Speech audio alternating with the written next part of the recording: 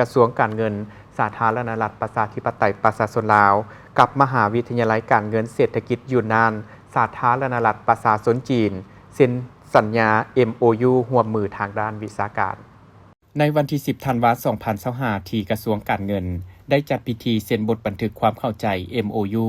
ระหว่างกระทรวงการเงินสาธารณรัฐประชาธิปไตยประชาชนลาวและมหาวิทยาลัยการเงินและเศรษฐกิจยูนนานสาธารณรัฐประชาชนจีนเพื่อร่วมมือกันทางด้านวิชาการและแลกเปลี่ยนภายในแขนงการเกี่ยวข้องโดยการลงนามของทานสมจิตคำมงคลหัวหน้าห้องการกระทรวงการเงิน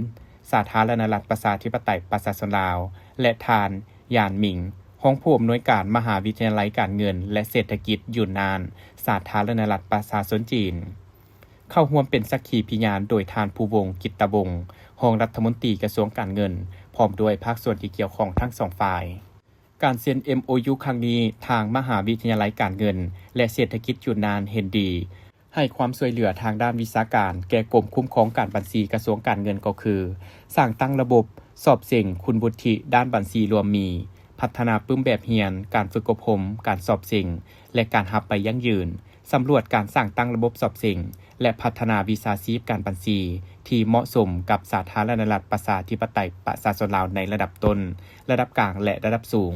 ควรและปรับปรุงมาตรฐานการบัญชีให้สมบูรณ์สุขอยู่ส่งเสริมการเฮ็ดเวียกร่วมกันของสองฝ่ายควรและปรับปรุงมาตรฐานกวดสอบให้สมบูรณ์สุขอยู่ส่งเสริมการเฮ็ดเวียกร่วมกันของสองฝ่าย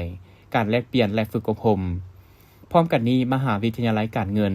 และเศรษฐกิจยูนนานสาธารณรัฐประชาชนจีนก็เห็นดีให้การช่วยเหลือแก่กรมงบประมาณแห่งรัฐกรมกวดการรัฐและวิทยาลัยเศรษฐกิจการเงินกระทรวงการเงินของลาวเติมอีก